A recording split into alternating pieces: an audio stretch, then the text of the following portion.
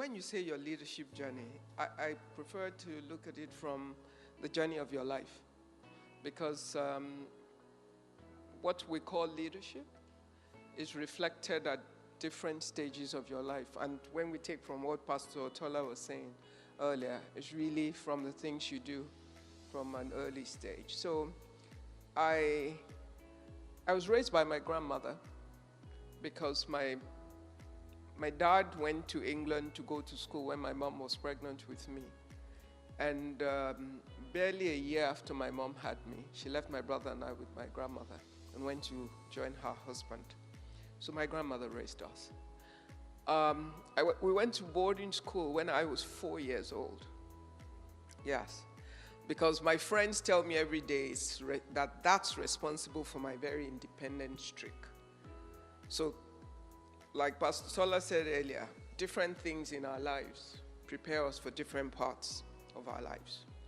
But my parents didn't want us to grow up in my family house with my grandmother, and they made her put us in a boarding school until they came back. When my parents came back, I was about 6 years old. And then we went back to my parents and had a full family growing up then. I think I was a very adventurous child in many ways. My curiosity was high. And I think I had parents that enabled and nurtured my curiosity. I also had people in my life that I think gave me opportunities to express myself. I was a keen athlete at school. I don't know if by any chance there's a Methodist Girls High School person in this house.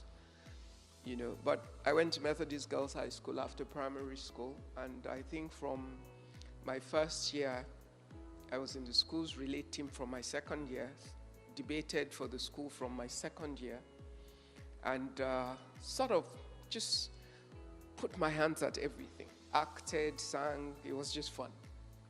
So that nature allowed me to express myself in different ways. When I was in Form 4, for those who were in secondary school in Nigeria, I was a prefect as opposed to Form 5. Because of just some things I did, I was a sports prefect for my house. Anyway, then I went to Ife.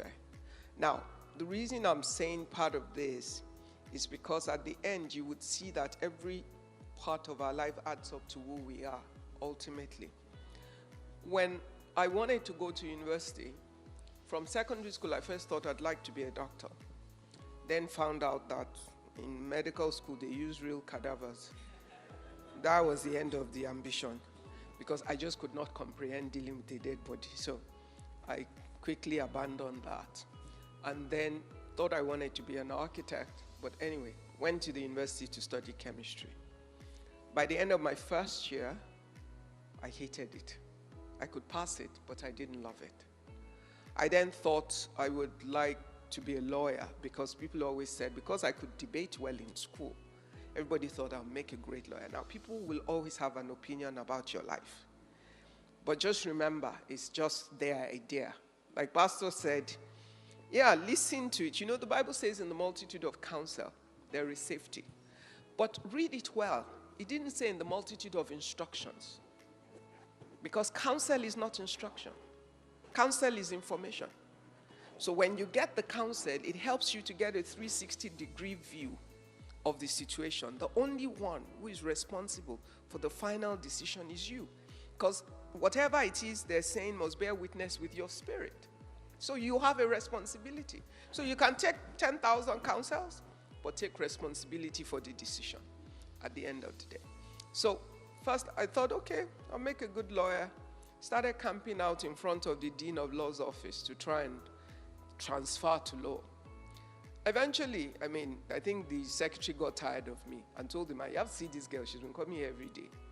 My nature, I'm just revealing the tenacity of my person. And so when I finally saw the man, he said, what do you want? He said, I want to transfer to law. I said, that's why you've been in my office every day? I said, yes. The man looked at me and thought, you know what, I like your guts.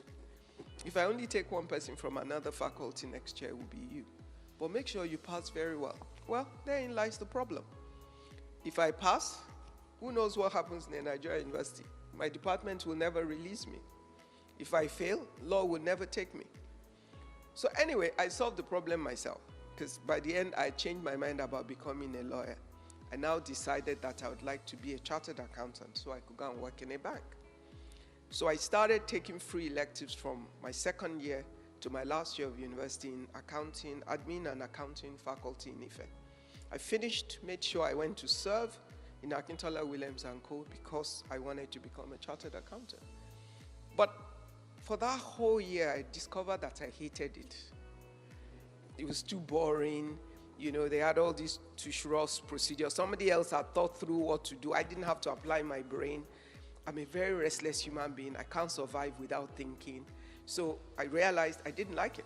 But I have a rule. Whatever my hands find to do, I do it well. So I did my job. They gave me a job at the end of the youth con. I said, thank you, but no thank you.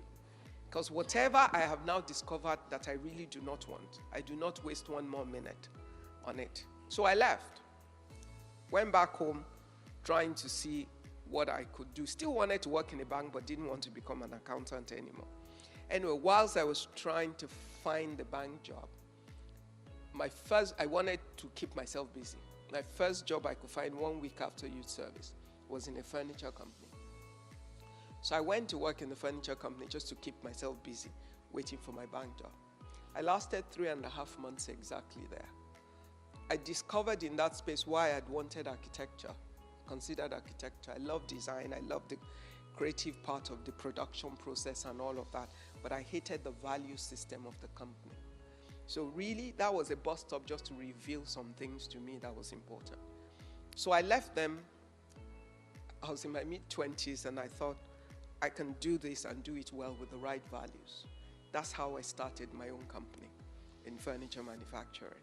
Now, in Nigeria, in the 80s, manufacturing of furniture for a young girl, it was madness. But I had 4 parents in the house. I had fantastic parents. My father was amazing in allowing you the power of expression. He raised us, we're mainly girls, but he raised us to think there was nothing we couldn't do. I didn't think there was something I couldn't do until the world started asking me, wasn't I afraid as a girl to do some things? So teach your girls to think the world is their playground. You will get the results of it. So they allowed me.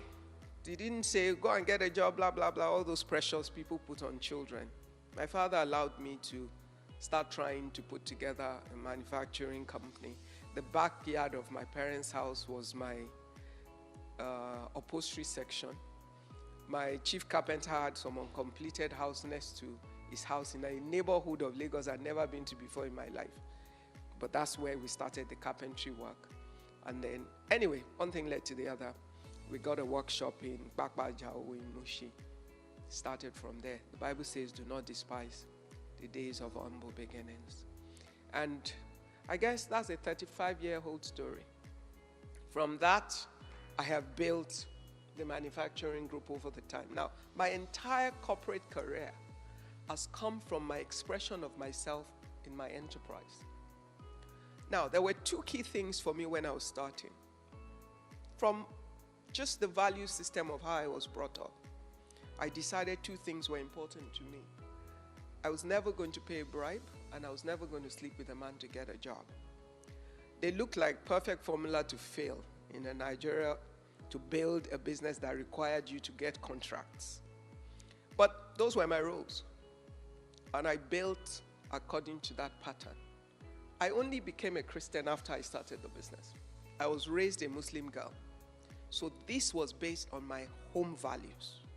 What then happened to me was I became a Christian shortly into it, and then found the strength of the word and the teachings in church to empower me to fight for those things, because then I understood I had things to back it up, and that strengthened my faith and my commitment to fight to build a business in a certain pattern. And so when Nigeria, 15, 16 years down the line, corporate governance became a thing in Nigerian marketplace, people were looking for people that had certain value system. I had built a reputation of running my business with certain values. And so I got more invitations than I knew what to do with. And so one thing I can remember from a certain point, I joined the board of Cadbury one year, 2009. 2010, end of it was when I joined the board of First Bank. 3 months after that, I was appointed from First Bank to chair the board of the insurance company that was a startup. I did that for 2 years plus, and they took me out and sent me to be chair of FBN Capital. I think I was in the second year of that. We bought Kakawa Discount House. They asked me to chair both at the same time, and eventually led the two to form the group of FBN Quest Limited. I was just finishing that when they did the unthinkable of then having a girl become the chair of First Bank in its 122 years history at that point. So apart from the many other boards or stuff I was doing alongside whilst I was doing that. So yeah, it's been a journey and a half. It's been about deciding what was important to me. It's been about deciding what I was willing to fight for. It's been about deciding what I was willing to die for. Because you see, it's okay to start the fight. You must know that you're willing to die for it. And willing to die for it means you don't give it up, even when you see the troubles. And one thing I can tell you is that I have found that God is faithful to his word. You can trust him. And we will see troubles. You see, when we've preached the theology of convenience, we are going to, where God's battle axis, we have to be ready for the battle. You're never going to take territory except you fight for it. How did nations used to expand before? They fight to take land. Why is Russia fighting with Ukraine? Trying to take another nation's land. We are from a different nation from the one that we reside in. We have to learn how to fight the fight of faith and the fight of the word in the marketplace in order to take territory for the Lord. And we're all signed to that army.